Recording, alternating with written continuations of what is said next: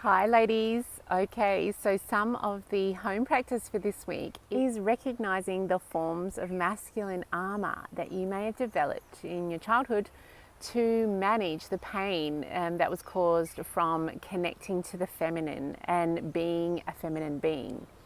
So I've given you some examples of masculine armor.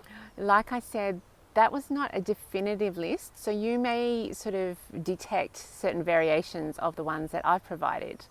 So basically the point is, how do I block love? How do I block love from flowing in and flowing out?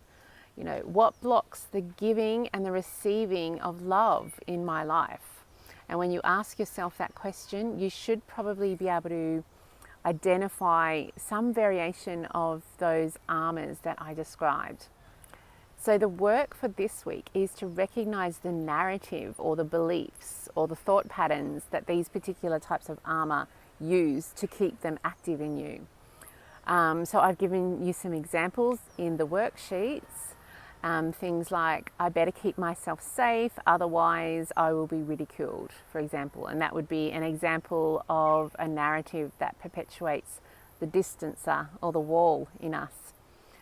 Okay, so once you get good at recognizing the belief system that was connected to that armor, you can start to rewrite that narrative.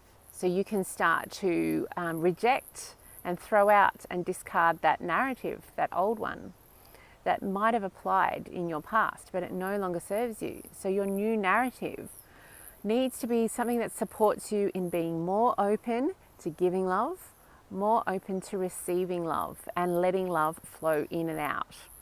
So narratives like, it's now safe for me to let my guard down and show how I really feel.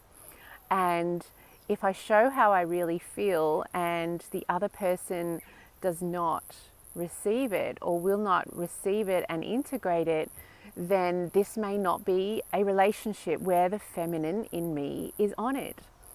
So you can see how the work is really at the level of the mind, and then that's going to sort of spill down into the heart, into the body. But we do need to make that shift within our minds first. Okay, so all the best with that home practice, and I look forward to hearing about how you went with this work later on.